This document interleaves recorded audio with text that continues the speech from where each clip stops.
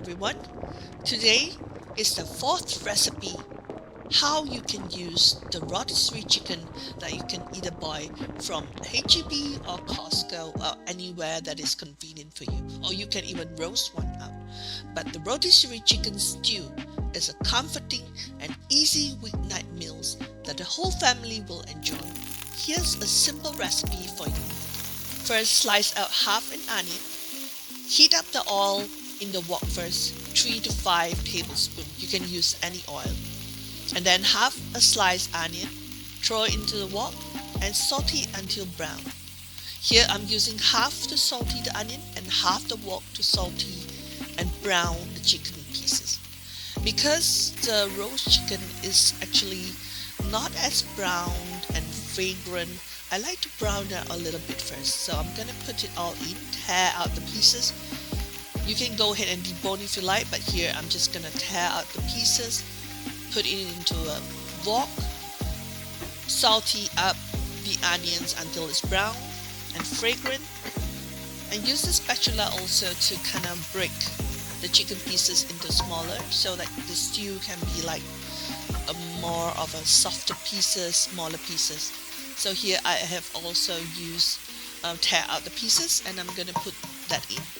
This all is like kind of like a half a chicken, while the half is used for the wraps, which is used for the second recipe. You can check that out. The second recipe is chicken wraps, and the third recipe is chicken porridge, and there's one that is also chicken clay pot rice. I'm going to make a stew this time, and while I'm leaving it for 3 to 5 minutes while it's browning, I'm gonna cut out the slice of ginger.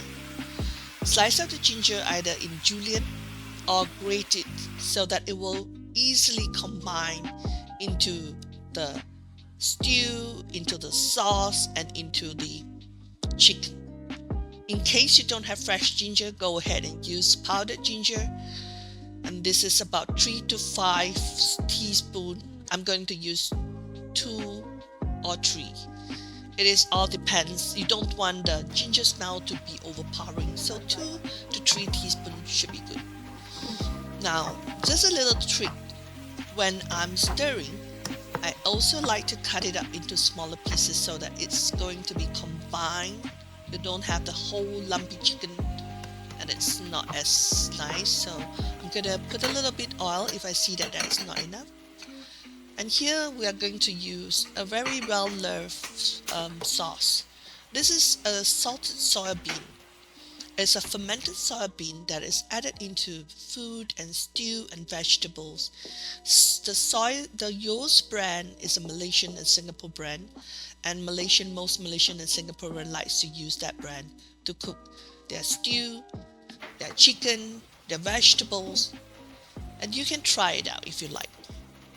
I'm going to put 2 teaspoons of ginger powder, a little bit of salt, pepper, and also I put all around some soy sauce. In case you don't have the soybean paste, you can go ahead and put extra soy sauce. I think I put like about 3 to 5 teaspoons. Usually I just like to use filling and go around. When you go around, you know that you have covered most of the chicken, and that should be fine. Not too much and not too little. And now I'm going to brown one side of the chicken 3 to 5 minutes. Just leave it for a while. Sometimes there is no need to stir constantly. Just leave it to brown so that it's more fragrant. The browning will add flavor. And then when you think that is fine, and turn and flip over the pieces, and now it's going to be browning on the other side that looks still whitish, so I'm gonna do just that. And while I'm doing that, I'm gonna cut up the potatoes. I'm gonna use 4 to 6 depending on how many people are there and how much they like potatoes. Peel it out, cut it into slices, and then use 2 carrots. Again, peel it out and cut it into slices. And then you can also use mushrooms shiitake mushrooms for this recipe, but I'm not gonna put that because my daughter doesn't like mushroom that much. So I'm gonna just use potatoes and carrots. I'm gonna leave the pot to brown again for 5 minutes one side while I cut everything up. And then all this stirring is going to combine the sauces to the chicken, and while the chicken also soak in. Now I'm using the Yoast soya bean paste. Now there's two types of soya beans. There is the one that's mashed up, and there's one that you can see the beans. I love to use the one that you can see the beans. You can try a little can and see whether you like it.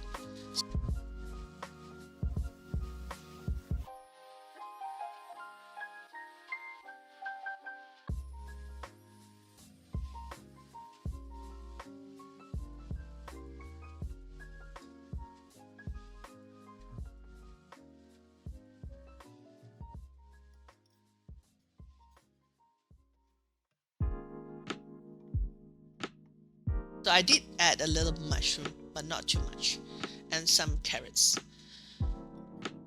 Go ahead and add the potatoes that you have peeled and chopped into wedges. Put it on the top. The bottom is still being brown, and after a while it will be the right time for you to flip everything and mash it all together. Remember to brown the chicken first for 5 minutes one side, next minute 5 minutes another side, and then when it's all cooked, add the potatoes and carrots and mushrooms. And with that, you can